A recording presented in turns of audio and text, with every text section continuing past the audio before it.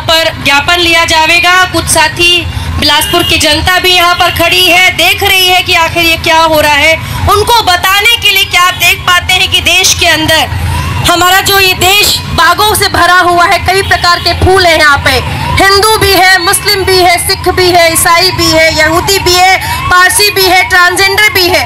उसके बावजूद देश में जिनकी सरकारें हैं वो लगातार नफरत के बीज बोने का काम करते हैं। हमेशा हिंदू मुस्लिम लड़ाओ, दलित से कृष्ण को लड़ा दो, कृष्ण को हिंदू से लड़ा दो, मुस्लिम को हिंदी से लड़ा दो, और यही करके वो ये वाली गंदी राजनीति कर रहे हैं। इसका हम विरोध दर्ज कर रहे हैं। और लगातार जिस तरह से छत्तीसगढ़ के अंदर चर्च पर हमले हो रहे हैं, पादरियों पर हमले हो रहे हैं, आदिवासियों पर हमले हो रहे हैं, बच्चों और महिलाओं पर हमले हो रहे हैं, तमाम वो शोषित गरीब पर हमले हो रहे हैं, किसानों पे हमले हो रहे हैं, उन सब का हम विरोध दर्ज करते हुए आज ये ज्ञापन देने जा रहे हैं। और कह रहे हैं कि धर्म को आप कौन से धर्म से आते हैं या आपके हाथ में नहीं, सब पैदा हुए किसी धर्म में और उसका उपासना करते हैं। तो धर्म को मानना और नहीं मानना दोनों संविधान में अधिकार है, इसलिए हम संविधान जिंदाबाद कहते हैं। और इसीलिए हम कहते हैं हिंदू मुस्लिम सिख ईसाई,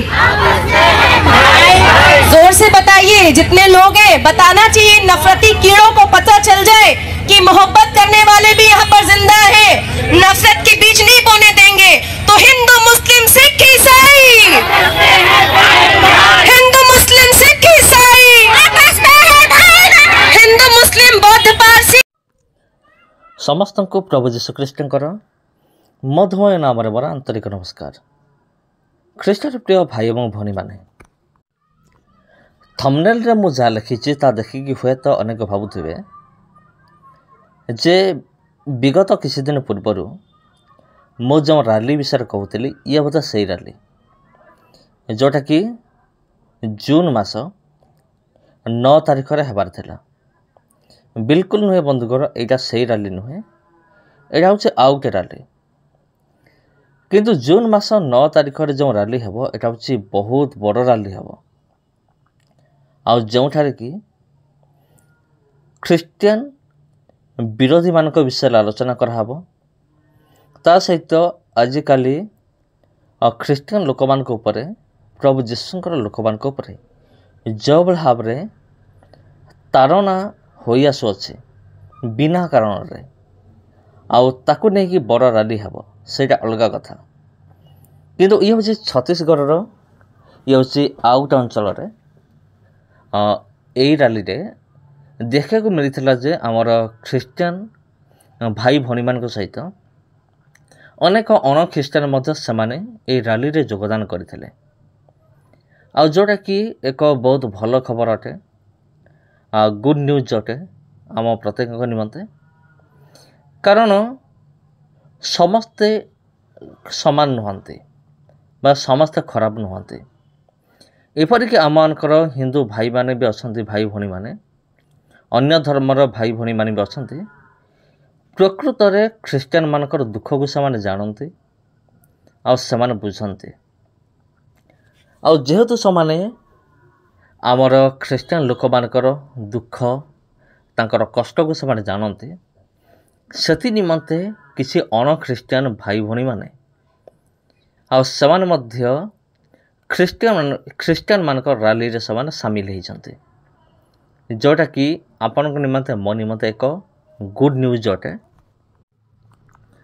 मु तो भावुछि यह एक गुड न्यूज अटे, कारण यही वीडियो को देखिला परे अनेक ख्रीस्टियन विरोधी तांकर मुंडरे निश्चिंत भाव में चेतना पशिब जे प्रकृत रे ख्रीस्टियन भाई भनी माने सेमती नुहंती।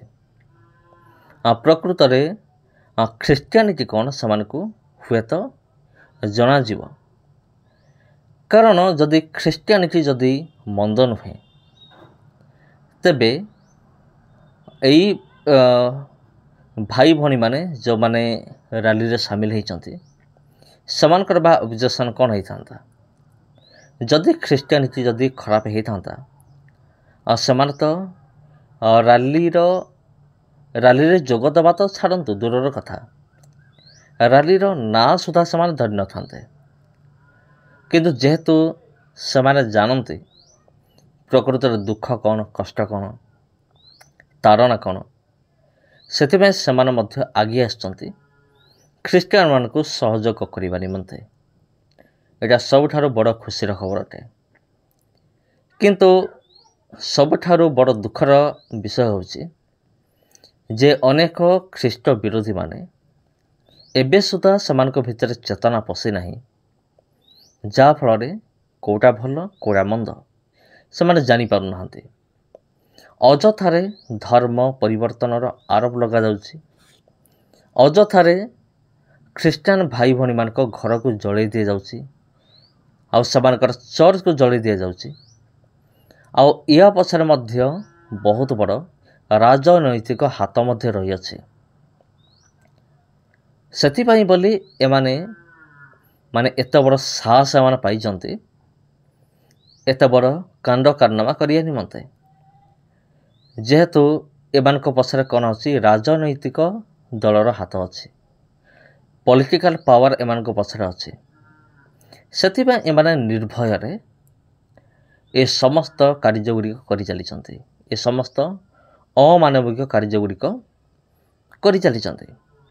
କିନ୍ତୁ ଏମିତି କିଛି କ୍ଷେତ୍ରରେ ଦେଖିବାକୁ ମିଳିଛି ଯେଉଁଠାରେ ଖ୍ରୀଷ୍ଟିଆନ ବିରୋଧୀମାନେ ଆରେଷ୍ଟ ହୋଇଛନ୍ତି, ସେମାନେ ଗିରଫଦାର ହୋଇଛନ୍ତି, ଆଉ ସେମାନଙ୍କୁ କୋର୍ଟ ଚାଲାଣ ମଧ୍ୟ ସେମାନେ କରାଯାଇଛି। ଅଧିକାଂଶ କ୍ଷେତ୍ରରେ ଦେଖିବାକୁ ମିଳିଛି। ତେବେ ପ୍ରିୟ ବନ୍ଧୁଗଣ, ଖ୍ରୀଷ୍ଟରେ ପ୍ରିୟ ଭାଇ ଏବଂ ଭଉଣୀମାନେ, ମୁଁ ଆଉ ଥରେ କହିଦେଉଅଛି ଯେ ଏଇଟା ହେଉଛି ଆମ ପ୍ରତ୍ୟେକଙ୍କ ନିମନ୍ତେ ଗୁଡ୍ ନ୍ୟୁଜ୍। ଆଉ ମୁଁ ତ ଭାବେ ଯେ ଯଦି ସମସ୍ତ ଖ୍ରୀଷ୍ଟିଆନ ବିରୋଧୀମାନେ, ସମସ୍ତ ହିନ୍ଦୁ ଭାଇ ଭଉଣୀମାନେ ଯଦି ଏମିତି ଚିନ୍ତାଧାରା ଯଦି ରଖିବେ, ତେବେ କେତେ ବଢ଼ିଆ ହେବ, କେତେ ଭଲ ନ ହେବ। ତେବେ ପ୍ରିୟ ବନ୍ଧୁଗଣ, ଆପଣ ପ୍ରାର୍ଥନା କରନ୍ତୁ ବିଶେଷ କରି ଖ୍ରୀଷ୍ଟିଆନ ବିରୋଧୀମାନଙ୍କ ନିମନ୍ତେ, କାରଣ ବାକ୍ୟର ମଧ୍ୟ ଲେଖା ଅଛି ତୁମେ ଶତ୍ରୁମାନଙ୍କ ନିମନ୍ତେ ତୁମେ କ'ଣ କର? ତୁମେ ପ୍ରାର୍ଥନା କର ବୋଲି ଲେଖା ଅଛି। ଆଉ ଖ୍ରୀଷ୍ଟିଆନ ତାଡ଼ନା ତ ଆଗରୁ ଥିଲା, ଏବେ ମଧ୍ୟ ଅଛି, ଆଉ ଆଗକୁ ମଧ୍ୟ ରହିବ, ଆଉ ଏଥିରେ କୌଣସି ସନ୍ଦେହ ନାହିଁ।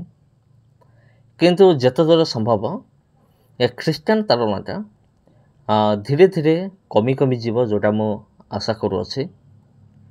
କାରଣ ବର୍ତ୍ତମାନ ଯେଉଁଭଳି ଭାବରେ ଆମର ଖ୍ରୀଷ୍ଟିଆନ ଭାଇ ଭଉଣୀମାନଙ୍କ ସହିତ ଅଣଖ୍ରୀଷ୍ଟିଆନମାନେ ମଧ୍ୟ ସେମାନେ ଅଣ୍ଟା ଭିଡ଼ିଲେଣି, ଆଉ ସେଥି ନିମନ୍ତେ ହୁଏତ ଏହି ତାଡ଼ନାର ପରିମାଣଟା ହୁଏତ କମିଯାଇପାରେ। ଆଉ ଏକଥା ତ ମୁଁ ଗ୍ୟାରେଣ୍ଟି ଦେଇପାରୁନି, କିନ୍ତୁ ବର୍ତ୍ତମାନର ଯେଉଁ ସିଚୁଏସନ୍ ଅନୁସାରେ ମୁଁ ଏଇଟା କହୁଛି। ତେବେ ପ୍ରିୟ ବନ୍ଧୁଗଣ, এই ବିଷୟକୁ ନେଇକି ଆପଣ କ'ଣ ଚିନ୍ତା କରୁଛନ୍ତି? ଆପଣ କମେଣ୍ଟ ବକ୍ସରେ ନିହାତି ଆପଣ ଜଣାନ୍ତୁ। କିନ୍ତୁ ଆମମାନଙ୍କ ନିମନ୍ତେ ଖୁସିର ଖବର ଅଟେ, କାରଣ ବାକ୍ୟର ମଧ୍ୟ ଲେଖା ଅଛି, ଯଦି ତୁମେମାନେ ମୋ ନିମନ୍ତେ ନିନ୍ଦା କିମ୍ବା ତାଡ଼ନା ପାଅ, ତେବେ ଏହା ଉତ୍ତମ ବିଷୟ ଅଟେ।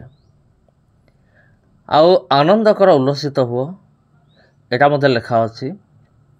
ପ୍ରଭୁ ଯୀଶୁଖ୍ରୀଷ୍ଟ ପାର୍ବତ୍ୟ ଉପଦେଶରେ ଯେତେବେଳେ ସେ ଶିକ୍ଷା ଦେଉଥିଲେ, ସେ ଏହା ମଧ୍ୟ ଶିକ୍ଷା ଦେଇଥିଲେ, ଧାର୍ମିକତା ନିମନ୍ତେ ତାଡ଼ନା ପ୍ରାପ୍ତ ଲୋକ ଧନ୍ୟ, କାରଣ ସ୍ୱର୍ଗରାଜ୍ୟ ସେମାନଙ୍କର। ଆଉ ଏହି ବାକ୍ୟର ଆଧାରରେ ମୁଁ କହି ରଖିବି, ଗୋଟେ ବିଷୟ ମୁଁ ଦାବି କରିପାରିବି ଯେ ଯେଉଁମାନେ ପ୍ରଭୁ ଯୀଶୁଙ୍କ ନିମନ୍ତେ ନିନ୍ଦା ତାଡ଼ନା ସେମାନେ ଭୋଗ କରନ୍ତି, ଆଉ ସେମାନେ ଧନ୍ୟ ବୋଲି ବାଇବଲ ଲେଖା ଅଛି। 13 ପଦ ଲେଖା ଅଛି, ତୁମେମାନେ କ'ଣ କର? ଆନନ୍ଦ କର, ଉଲ୍ଲାସ କର, କାରଣ ସ୍ୱର୍ଗରେ ତୁମମାନଙ୍କ ପୁରସ୍କାର ପ୍ରଚୁର। ତେବେ ଯଦି ପ୍ରଭୁ ଯୀଶୁଙ୍କ ନିମନ୍ତେ ଯଦି ଆମ ଜୀବନରେ କୌଣସି ତାଡ଼ନା ଆସୁଅଛି, କୌଣସି ଦୁଃଖ ଆସୁଅଛି, ତେବେ ଆମେମାନେ ଧନ୍ୟ, କାରଣ ଆମମାନଙ୍କ ନିମନ୍ତେ ପୁରସ୍କାର ପ୍ରଚୁର ଅଟେ। ଆଉ ଏଇଟା ମୁଁ କହୁନି, ଏଇଟା ପବିତ୍ର ଧର୍ମଶାସ୍ତ୍ର ବାଇବେଲ ଲେଖା ଅଛି। ତେବେ ସମସ୍ତଙ୍କୁ ପ୍ରଭୁ ଯୀଶୁଖ୍ରୀଷ୍ଟଙ୍କର ମଧୁମୟ ନାମର ବଡ଼ ଆନ୍ତରିକ ନମସ୍କାର। ଆଉ ଆଜି ପାଇଁ ଏତିକି। ଯଦି ଭିଡ଼ିଓ ଭଲ ଲାଗିଥାଏ ଭିଡ଼ିଓକୁ ସେୟାର କରନ୍ତୁ चैनल को जदि प्रथम थर आसछन्ती जदि आपण चाहूछन्ती आगको एमती वीडियो पाइबा निमंते चैनल को एबाठारु सब्सक्राइब कर रखंतु। धन्यवाद।